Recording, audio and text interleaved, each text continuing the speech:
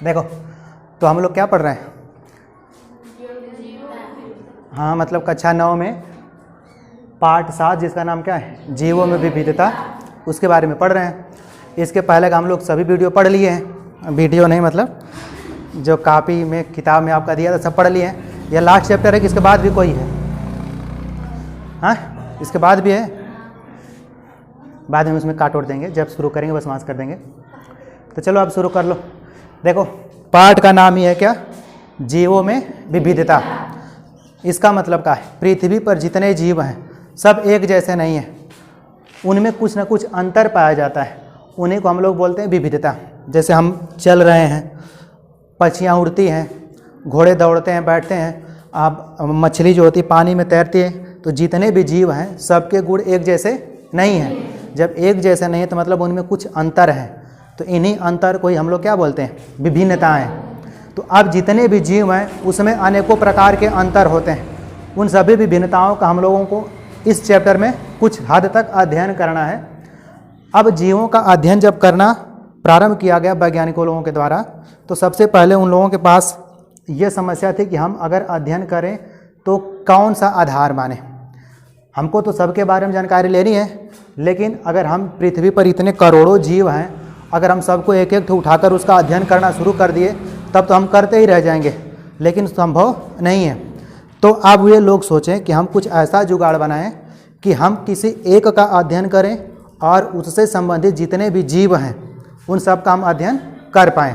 तो इसी के लिए उन लोगों ने सोचा कि अब हमको उन सभी जीवों का अध्ययन करने के लिए उनका करना होगा वर्गीकरण। विभिन्नताएं का मतलब तो समझ गए कि सब में कुछ न कुछ अंतर है, वही का हमारी विभिन्नता है। अब वर्गीकरण का मतलब कि अगर मान लो कई चीज़ें हैं, अगर हम उसको वर्गीकृत कर दिए इस तरह से, तो इस वाले में जितने भी जीव रहेंगे उसमें से केवल हम एक जीव का जब अध्ययन करेंगे तो हमको इसमें रहने वाले सभी जीवों के गुण के बारे में पता चल जाएगा, क्योंकि सब एक ही कंपनी के हैं। उसी तरह से अब जब हम इसको ये जो वर्गीकृत किए हैं, बांटे हैं, तो इसका क्या आधार माना जाए, तो इसमें सबसे पहले वर्गीकरण का आधार के लिए जब विचार विमर्श हो रहा था तो कई वैज्ञानिक थे, कई दार्शनिक थे, अपना विचार दिए थे। उसी में कुछ लोग थे जो कहे थे कि हम जीवों को ऐसे बांट दे रहे हैं आवास के आधार पर, कि मतलब जो जहाँ रह रहा है उसके आधार पर हम जीवों को क्या करेंगे, बांट दे रहे हैं। तो अगर इसके आधार पर अगर वो बांटना शुरू कर देंगे आवास के आधार पर, तो ये आप ही लोग बताएंगे क्या सही है गलत। इनके अनुसार था कि अगर हम आवास के अनुसार बांट दें तो इसमें कहा होगा कि अगर जल में रहने वाले जीव को हम एक कंपनी में कर देंगे, एक कैटेगरी में, थल पर रहने वाले को एक कैटेगरी में, एक श्रेणी में, और उड़ने वाले को एक श्रेणी में। तो अगर ऐसा हो जाए तो ये तो सही वर्गीकरण का आधार नहीं हुआ। अब समझो क्यों, क्योंकि अगर हम मान लें थल पर ही, धरती पर ही, उसमें सबसे छोटे से छोटे जीव तक रहते हैं। जैसे मान लो चींटी रेंग रही है, फिर इसी पर बड़े से बड़ा जीव हाथी भी चल रहा है, जिराफ भी चल रहे हैं। तो अब तो ऐसा है नहीं कि अगर हम आवास को आधार मानकर उनका वर्गीकरण इस प्रकार कर दें कि अगर हम चींटी के बारे में अध्ययन करें तो हम हाथी के बारे में थोड़ी जान पाएंगे, जिराफ के बारे में थोड़ी जान पाएंगे। तो जो आधार माना गया था आवास वाला वो अच्छा नहीं था। और समझ सकते हो, जैसे अगर हम जल में बात करें तो जल में एकदम छोटे मोटे कीड़े मकोड़े भी रहते हैं, और उसी में बड़ी से बड़ी मछलियाँ, व्हेल मछलियाँ भी रहती हैं।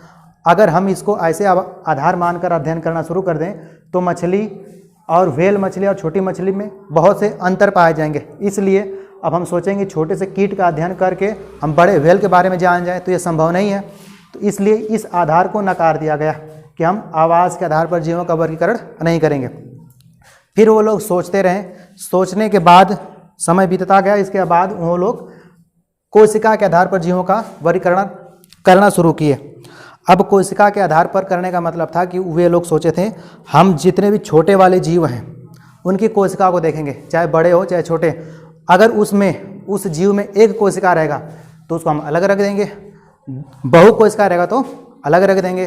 फिर अब एक कोशिका वो आपका प्रोकैरियोटिक कोशिका है कि यूकैरियोटिक कोशिका है, अब उसके आधार पर उन्होंने बांटना शुरू किया। तो एक विटेकर नाम के वैज्ञानिक थे जिन्होंने पूरे जगत को 5 भागों में बांटा था। 5 भागों में पहला भाग आपका था मोनेरा, फिर दूसरा प्रोटिस्टा, तीसरा फंजाई, चौथा प्लांटी, पांचवा एनिमेलिया, जिसमें आप लोग मोनेरा, प्रोटिस्टा, फंजाई और प्लांटी को पढ़ लिए हो। बस आज हम आप लोगों का शार्ट रिवीजन करवा रहे हैं वीडियो बनाने के कारण। तो अब देखो जैसे मोनेरा, अब इसमें क्या था, जितने भी सबसे छोटे वाले एक कोशिकीय जीव थे। यहाँ पर देखो आपका कोशिका दो प्रकार का होता है, एक होता है प्रोकैरियोटिक कोशिका, एक होता है यूकैरियोटिक कोशिका। जो यूकैरियोटिक कोशिका होता है उसमें तो सभी चीज़ें होती हैं, जितने भी कोशिकांग होते हैं सब होते हैं। उसमें केंद्रक होते हैं, माइटोकॉन्ड्रिया होता है, लाइसोसोम होता है, राइबोसोम होता है, कोशिका द्रव्य होता है, कोशिका काय होता है, रिक्तियाँ होती हैं, भित्तियाँ होती हैं, सब होती हैं। लेकिन प्रोकैरियोटिक कोशिका में सब नहीं होते। इसमें आपका जो केंद्रक होता भी है तो वो भी एकदम अच्छा सा नहीं होता, पूरा मेच्योर नहीं होता। इसमें तो पूरा मेच्योर होता है, इसके अंदर आपका जीन डीएनए सब पाया जाता है। और मोनेरा में ऐसे वाले जीवों को रखे थे जो तो पहले हमको आँख से दिखाई नहीं देंगे, बहुत ही सूक्ष्म जीव रहेंगे। अब वह रहने चाहिए हमारे प्रोकैरियोटिक और एक कोशिका। अगर यही कोशिका हमारा एक है तो हम कहेंगे इसको एक कोशिका, अगर यही 2 बार है या 3 बार है तो इसी को हम कहेंगे बहुकोशिका।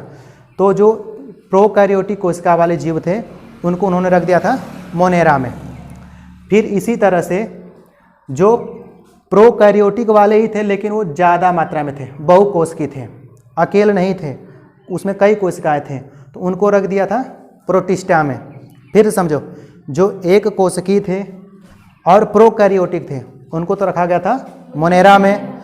फिर जो प्रोकैरियोटिक ही थे लेकिन वो बहुकोशिकीय थे, वो अकेले नहीं पाया जाता था, उसके साथ कई जोड़े थे कोशिका के, उनको रख दिया गया था प्रोटिस्टा में। फिर इसी तरह से अब जो यूकैरियोट, अब इसके बाद फंजाई में हम आएंगे, तो फंजाई में आप क्या आ जाएंगे, ये वाले यूकैरियोटिक रहना चाहिए और बहुकोशिकीय रहने चाहिए। इसमें सब होते हैं, बहुकोशिकीय इसमें सब होते हैं। ये तीनों को हम लोग पढ़ लिए थे, बस आज जल्दी जल्दी से समझ लेंगे। तो मोनेरा के लिए आप लोग कुछ एग्जाम्पल देखे थे, याद है कि सब भूल गए?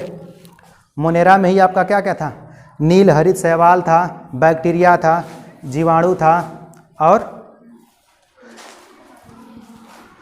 प्रोटिस्टा में क्या था, प्रोटिस्टा में ऐसे जीव आते थे जिनको हम लोग अच्छे से देख तो नहीं पाएंगे, इनको देखने के लिए हमको सूक्ष्मदर्शी की सहायता लेनी पड़ेगी। इसी में हमारे थे जैसे पैरामीशियम हो गया, प्रोटोजोवा हो गया, यूग्लिना हो गया, ये सब हमारे कहाँ आते थे, प्रोटिस्टा में।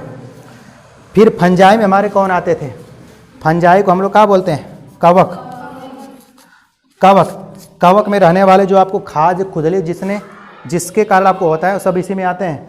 तो इसी में हमारे थे ईस्ट था, मोल्ड था, मशरूम था, एगेरिस था, फिर इसके बाद पेनिसिलिन था, ये सब हमारे कहाँ आते थे, फंजाई में आते थे। तो इन सब का हम नाम लिख दे रहे हैं ना।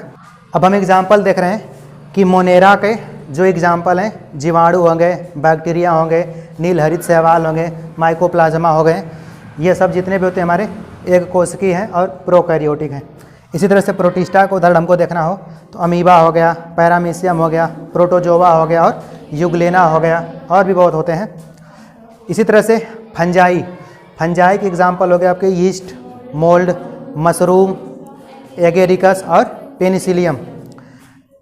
तो ये जो होते हैं ईस्ट, मोल्ड, मशरूम, जिसमें आपको कहीं अगर खुजली हो रही है तो इन्हीं के कारण होते हैं, जो फंजाई होते हैं यही फैलाते हैं सब।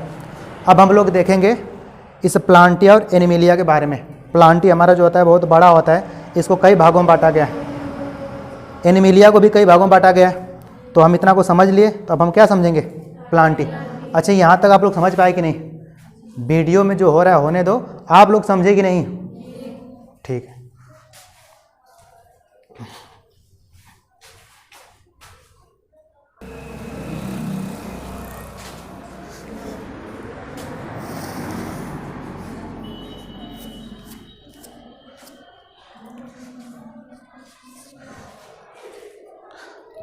हम लोग देख रहे हैं पूरे पादप जगत को, पूरे जगत को 5 भागों में बांटा गया था। 5 भागों में पहला का था मोनेरा, दूसरा का था प्रोटिस्टा, तीसरा था फंजाई, चौथा था प्लांटी और 5वां एनिमेलिया। अब उसमें से हम चौथे को पढ़ रहे हैं, प्लांटी को। आप लोग इसमें बस डिटेल समझेंगे हम किस में क्या करें, इसी में पूछेंगे भी, वीडियो कैमरा उधर कर देंगे, तुम सबका रिकॉर्ड भी करेंगे, कौन नहीं बता रहा है, इसलिए ध्यान सुनना। देखो, जो थैलोफ्राइटा होते हैं इसमें सभी, इस वाले में प्लांटी का मतलब हो गया हमारा पादप, इस वाले का मतलब हो गया कि अगर हम इसको पढ़ रहे हैं तो इसमें हम किसके बारे में पढ़ेंगे, पेड़ पौधों के बारे में पढ़ेंगे। अब पेड़ पौधे तो एक दो है नहीं कि उनको एक ही जगह बांट दिया जाए। पेड़ पौधों में बड़ा कंडीशन होता है, कोई एकदम छोटा होता है, कोई एकदम बहुत बड़ा होता है, किसी में फूल लगते हैं, पत्तियां लगते हैं, किसी में नहीं लगते हैं। तो अब उसके आधार पर जो प्लांटी वाला जगत है उसको 5 भागों में बांटा गया है, जो आपको दिख रहा है। ब्रायोफाइटा, पहले आए थैलोफ्राइटा, ब्रायोफाइटा, टेरिडोफाइटा, जिम्नोस्पर्म और एंजियोस्पर्म। अब उसमें हम सबसे पहले सबके बारे में देखेंगे थैलोफाइटा।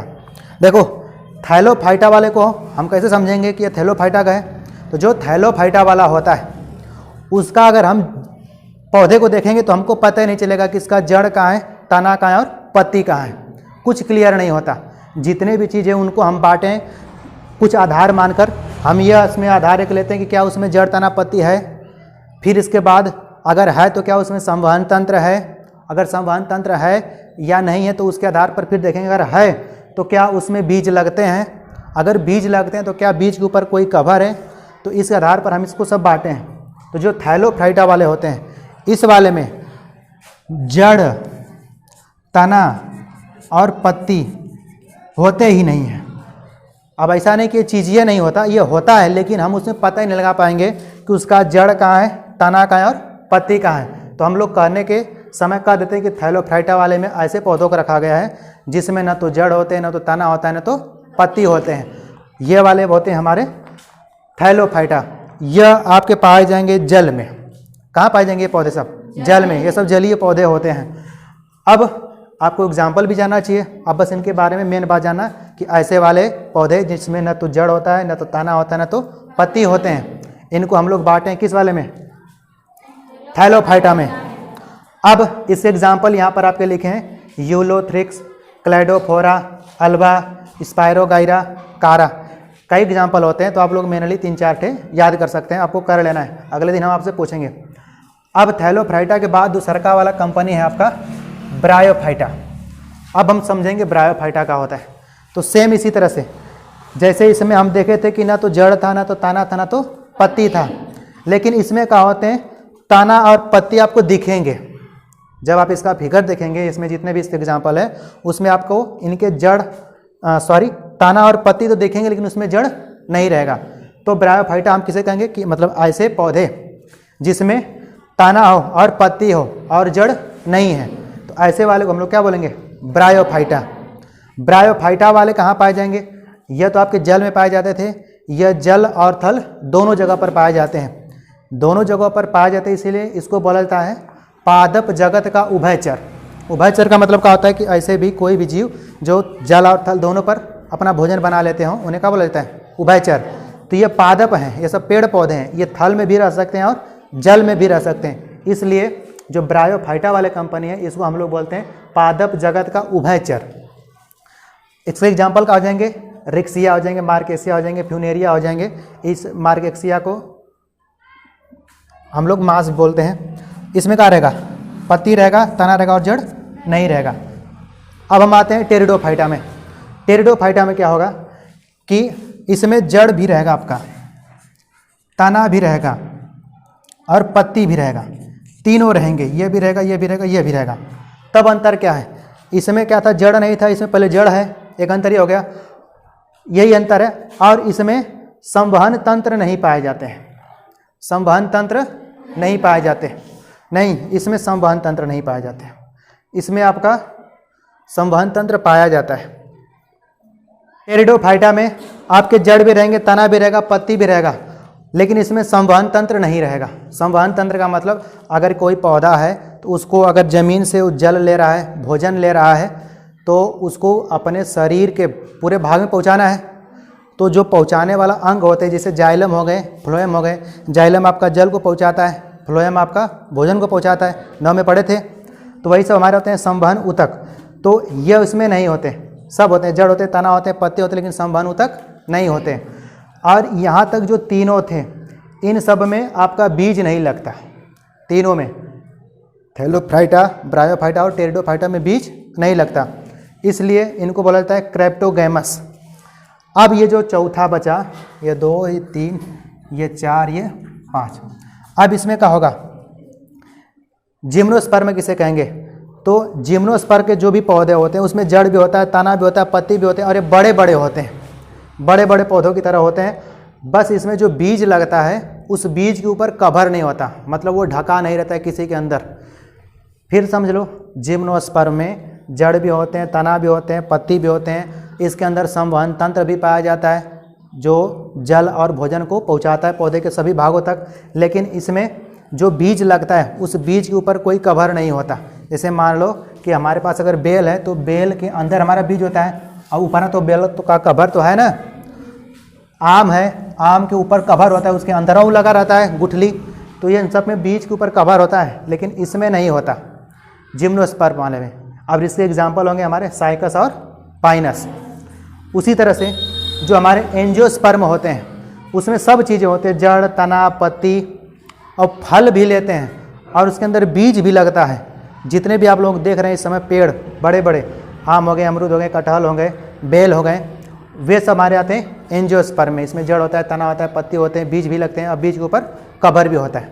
तो इस तरह से प्लांटी जगत को 4-5 भागों में बांटा गया था। एक बार हम फिर से रिवाइज कर दे रहे हैं। जो थैलोफ्राइटा होते हैं उनमें क्या होता है, न तो जड़ होता है, न तना होता है, न तो पत्ती होता है। इसके एग्जाम्पल हो गए। ब्रायोफाइटा में जड़ नहीं रहेंगे, तना और पत्ती रहेंगे। इसमें क्या होगा, इसमें जड़ों रहेगा, तना भी रहेगा और पत्ती भी रहेगा, लेकिन संवहन तंत्र नहीं रहेगा।